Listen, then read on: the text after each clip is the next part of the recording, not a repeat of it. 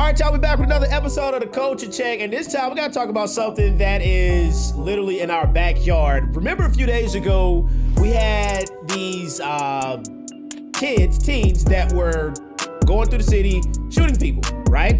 All right, fast forward a couple days later, we find out that one of the shooters was ordered to be deported 2 years ago, right? Nothing ever happened. Ladies and gentlemen, welcome Councilwoman Tiawana Brown, representing District 3 here in Charlotte. How you doing today? I'm doing well. It is the 3rd district as well, depending on how you say it, but it's District 3. I'm doing well. Hey, thank you so much for having me on your show.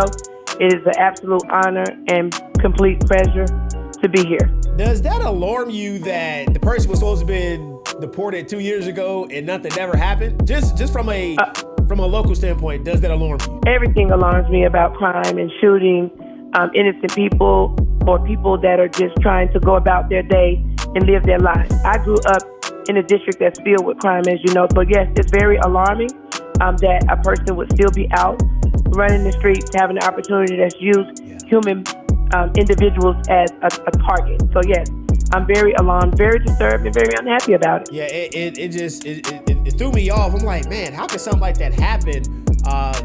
Our goal for Charlotte, for the youth, is to offer alternatives to youth violence. So correct, and I lead one of those charges in working with community partners, but it's going to take everybody. And from a local standpoint, we cannot do anything about someone that is supposed to be out of our country. Yeah. We have to look at a congressional level, and that's a bigger national platform for us. What we can do on the local level is continue to connect with community partners, advocate, bring the youth in the room, listen to their ideas, make sure that we're checking our data, making sure it's real data, that we are bringing people in the room that are affected, like I'm affected by the community. I live through this. And so not just bringing people with degrees, although we honor people that go to school to get their education, but we also honor people that have actually walked through it and lived it. So that's why I'm so glad that I stand unapologetically in my truth and able to move forward and help everybody that I can possibly help. So on that note, I think you're going to be asking me something else that I'm very, very passionate about. How impactful is the Black vote for the youth coming up? Like, where are we right now? A Black vote will show your power, will show your strength. Right now, we don't vote. We don't vote at all. Yeah. They didn't vote for me. The age of the group voting now is age 50 to 85. And think about that. I'm 53.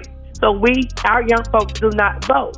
But our young folks are the ones that is going to change the trajectory of our future, of our country, of how things work. We are going to write the Gen Zs, if they're listening, and the millennials for sure.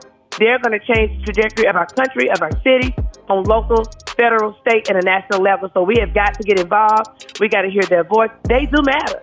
And in order for them to get somebody in progressive, they've got to go out and show that they care. It's not going to change overnight, but we've got to move in the right direction to even make it want to change. And I'm pretty sure coming up in the next few weeks, you're going to be doing a lot of efforts to raise the awareness on voting. So I definitely look forward to standing in the gap with you, Councilwoman. I'm not going to hold you up. I know you got a busy day, but I just want to thank you, one, for continuously making an impact. I love what you're doing with Beauty at the Bars.